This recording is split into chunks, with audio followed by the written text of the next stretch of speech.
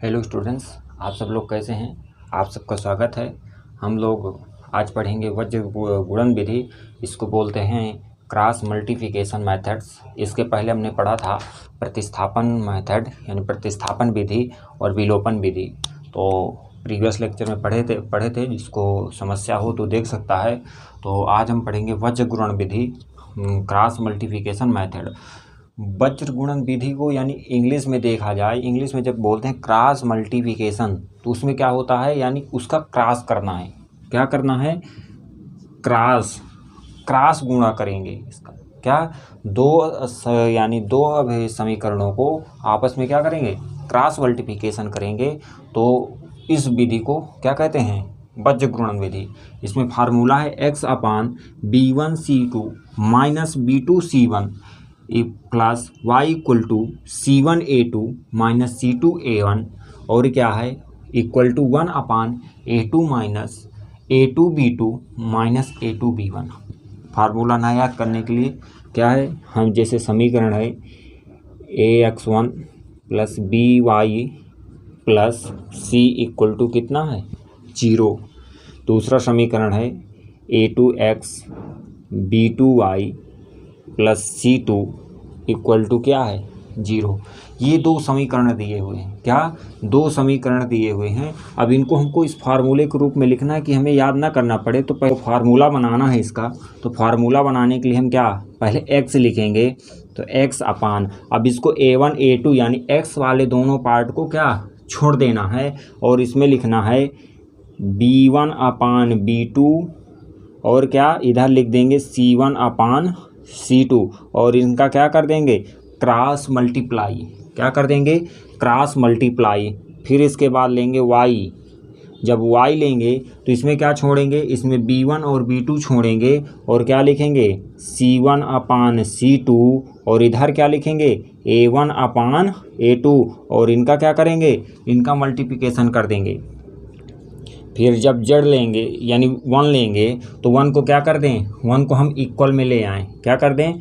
1 को इक्वल में ले आएंगे और जब 1 को इक्वल में ले आएंगे, अब यहाँ क्या है, यहाँ तो कोई वेरिएबल है नहीं x y z, तो इसको क्या लिखेंगे 1 लिखेंगे। तो जब वो c को 1 लिखेंगे तो अब इसमें क्या करेंगे c को छोड़ देंगे और a और b ले लेंगे तो हो जाएगा a1/a2 और इधर क्या हो जाएगा b1/b2 और इसका क्या कर दें? इसका मल्टीप्लाई कर दें। क्या कर दें? इसका मल्टीप्लाई कर दें। हमें क्या फार्मूला रखने की ज़रूरत ही नहीं है क्योंकि हम अपने से ही बना सकते हैं। तो आइए इसके एग्जांपल्स कुछ देखते हैं और उसे समझने की कोशिश करते हैं। 5x + 7y - 31 = 0। दूसरा समीकरण दिया हुआ है 7x - 9y + 13 = 0। ये क्या है? इसको हम ले लेंगे समीकरण 1 और इसको ले लेंगे समीकरण 2। अब इसको क्या करना है? इसको वज्र गुणन विधि से सॉल्व करना है। तो इसमें पहले हम क्या लेंगे? हमको फार्मूले पे नहीं रखना, ना हमको फार्मूला याद ही नहीं करना। क्या? हमको फार्मूला याद ही नहीं करना। तो हमको क्या करना है? इसको पहले यदि हम x निकालेंगे तो जब x की वैल्यू निकालेंगे तो x वाला पार्ट क्या छोड़ देंगे। क्या? x वाला पार्ट छोड़ देंगे और इधर लिखेंगे c1 यानी क्या b से लिखेंगे 7/-9 और इधर क्या लिखेंगे -31/13 और इसको क्या कर देंगे मल्टीप्लाई कर देंगे। फिर क्या करेंगे प्लस y। जब y लेंगे तो अब y वाला पार्ट छोड़ देंगे और क्या पहले c1 लिखेंगे फिर a1 तो ये क्या हो जाएगा 31/13 क्रॉस मल्टीप्लाई 5/7। फिर इसके बाद इक्वल टू 1 लिखेंगे। 1 में यानी c वाला पार्ट छोड़ेंगे। क्या? c वाला पार्ट छोड़ेंगे और क्या लिखेंगे ab यानी 5/7 क्रॉस मल्टीप्लाई 7/-9। अब इसको क्या कर दें? इसको आपस में गुणा करके घटा देना है। तो क्या हो जाएगा x/, ये क्या होगा 91 और ये माइनस माइनस क्या कट जाएगा तो हो जाएगा -9 × 27 279 प्लस y इक्वल टू ये कितना हो जाएगा, 7 का मल्टीप्लाई करेंगे 31 में तो 7 और 21 माइनस का कितना हो जाएगा 65 इक्वल टू 1 और ये कितना हो जाएगा माइनस का 45 इक्वल टू माइनस का 49। अब इनको क्या करते, इनको क्या करना है, अब इनको घटा देना है। तो x की वैल्यू कितनी आ जाएगी, x की वैल्यू आ जाएगी जब 279 में 91 घटाएंगे तो कितना करेगा 8 और ये हो जाएगा माइनस का 188 प्लस y की वैल्यू आ जाएगी, इसमें जुड़ेगा ये तो हो जाएगा 7 5 12 6 1 7 1 8 और ये हो जाएगा 282 माइनस का इक्वल टू 1 में क्या हो जाएगा, ये दोनों जुड़ेंगे तो माइनस का ही आएगा तो कितना होगा 9 5 14 94। अब इससे क्या करना है, अब इसके बाद इसको दो x और y के मान निकालना है तो हम क्या करेंगे x इक्वल टू माइनस का 81 इक्वल टू 1 अपान माइनस का 94 कर देंगे। तो 94 कर देंगे तो माइनस से माइनस कटेगा और इसका क्या किससे भाग जा रहा है, 4 दूनी 8 9 दूनी 18 यानी 2 बार में ये कट रहा है। तो x की वैल्यू कितनी आ गई 2, x की वैल्यू आ गई 2। अब ऐसे ही y को लिखना है और क्या 282 इक्वल टू 1 अपान माइनस का 94। तो माइनस का 94 तो इसे काटेंगे और ये कितनी बार जा रहा है 3 बार, यानी कितना 3 बार कटेगा तो y की वैल्यू कितनी आ जाएगी 3, x की वैल्यू 2 आ गई और y की वैल्यू 3 आ गई। और कितना सरल हुआ, हमको फार्मूला भी नहीं रटना पड़ा। आइए अगला एग्जाम्पल से देखते हैं। देखेंगे ये क्या है समीकरण 1, ये क्या है समीकरण 2। इसमें क्या x वाला जब पार्ट उठाएंगे तो x वाले को छोड़कर क्या लिखेंगे b से लिखेंगे तो 3/5 माइनस यानी क्या हो जाएगा क्रॉस मल्टीप्लाई कितना 46 अपान माइनस का 74 plus y equal to y में क्या b वाला पार्ट छोड़ेंगे और क्या लिखेंगे 46 अपान माइनस का 74 क्रॉस मल्टीप्लाई 2/3 हो जाएगा और क्या होगा 1 अपान यानी c वाला छोड़ेंगे क्या लिखेंगे 2/3 क्रॉस मल्टीप्लाई 3/5। अब इसको क्या करें आपस में मल्टीप्लाई करा दें। तो आपस में जब मल्टीप्लाई करेंगे तो कितना बचेगा 200 माइनस का 222 और माइनस का 230 होगा प्लस y इक्वल टू ये कितना होगा 30 × 18 3 चौको 12 1 13 यानी माइनस का 138 और ये माइनस का 148 ये कितना होगा 5 दूनी 10 माइनस का 9।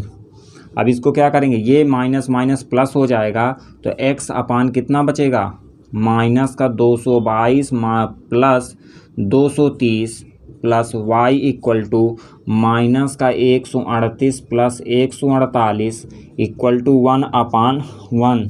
अब x की वैल्यू निकालना है, जब x की वैल्यू निकालना है तो x अपान कितना बचा है प्लस का 8 plus y equal to 10 plus 1/1 तो x अपान 8 इक्वल टू 1/1। तो x की वैल्यू आ गई 8 और y अपान 10 इक्वल टू 1/1 तो y की वैल्यू आ गई 10। क्वेश्चन है समीकरण x upon 10 plus y upon 5 minus का 1 इक्वल टू 0 और दूसरा समीकरण है x upon 8 plus y upon 6 equal to 15 के युग्म का हल कीजिए। वज्र गुणन विधि से हल करना है और इसके बाद लेम्डा ज्ञात कीजिए यदि y equal to 2 lambda plus 5 दिए हुए। तो पहले इसका क्या निकालें x और y निकालें, वो भी किससे वज्र गुणन विधि से निकालते हैं। तो क्या है पहला समीकरण क्या दिए है x upon 10 plus y upon 5 minus 1 equal to 0। इसको पहले साधारणतः बना लेते हैं, एलसीएम लेंगे तो एलसीएम आएगा 10। तो जब एलसीएम आएगा 10 तो ये हो जाएगा x प्लस 2y माइनस का 10 इक्वल टू 0। इसको 10 का इधर गुणा कर दें यानी 10 का तो क्या बनेगा x प्लस 2y माइनस का 10 इक्वल टू 0, ये क्या बना, ये बना समीकरण 1। अब समीकरण दूसरा क्या दिए हुए है, x/8 plus y/6 equal to, तो इसको क्या लिख दें, माइनस का 15 इक्वल टू क्या, 0। अब इसमें क्या है, इसमें एलसीएम लेंगे तो इसका एलसीएम क्या आ जाएगा, 24, क्या आ जाएगा 24, तो ये हो जाएगा 3x प्लस 4y माइनस का 15 इंटू क्या 41 हो जाएगा। तो क्या लिख देंगे, इसको लिख देंगे 360 इंटू 0, तो ये समीकरण क्या बनेगा, 3x प्लस 4y माइनस का 360 इक्वल टू 0, ये बना समीकरण नंबर 2। अभी इन दोनों को हल करना है, इससे हमने ये प्राप्त कर लिया। अब इसके बाद इन दोनों को हल करेंगे तो क्या है, इसमें x वाला जब पार्ट लिखेंगे x अपान, तो x वाला पार्ट छोड़ देंगे, y वाला लिखेंगे तो 2/4 क्रॉस मल्टीप्लाई माइनस का 1 अपान माइनस का 360 होगा। फिर क्या है, प्लस का y इक्वल टू क्या होगा, तो y वाला पार्ट छोड़ देंगे, ये 10 है ना, y वाला पार्ट छोड़ देंगे तो c लिखेंगे माइनस का 10 अपान माइनस का 360 मल्टीप्लाई क्या हो जाएगा 1/3, क्या हो जाएगा 1/3 इक्वल टू 1/, अब c वाले को छोड़ेंगे और a भी लिखेंगे 1/3 मल्टीप्लाई 2/4। अब इसको क्या करें, इसको सॉल्व करेंगे तो x अपान क्या आ जाएगा, इसका 362 में, यानी क्या 360 में क्या 2 का मल्टीप्लाई करेंगे तो माइनस का 0, 2 × 12, 2 × 6 720 माइनस का 40 प्लस y इक्वल टू होगा, इसमें y वाले में देखेंगे तो हो जाएगा माइनस का 30 माइनस का कितना हो जाएगा 36 इक्वल टू 1/, माइनस का 720 प्लस का कितना हो जाएगा, अरे ये वाले में करेंगे 1/, क्या हो जाएगा 4 माइनस का 6। अब इससे x और y के वैल्यू निकालना है, तो इसको निकालने के लिए क्या हो जाएगा, माइनस का 720 प्लस का 40 प्लस y इक्वल टू कितना हो जाएगा, माइनस का 30 प्लस का 360 इक्वल टू 1/, माइनस का 2। अब इसको निकालने के लिए क्या करें, x अपान कितना हो जाएगा 720 में जाएगा तो इसमें 600 माइनस का 680 प्लस y इक्वल टू 30 जाएगा 330 इक्वल टू माइनस का 1/2, तो x की वैल्यू आ जाएगी, x की वैल्यू आ जाएगी माइनस का 360 इक्वल टू माइनस का 1/2, तो x की वैल्यू आ गई x बराबर 340 और y बराबर हो जाएगा y 330 इक्वल टू माइनस का 1/2, तो y की वैल्यू हो जाएगी माइनस का 2 × 1 = 2, 2 × 12, 2 × 5 = 10 माइनस का 165। अब इसको क्या करना है, इसमें रख देना है तो लेमडा की वैल्यू आ जाए।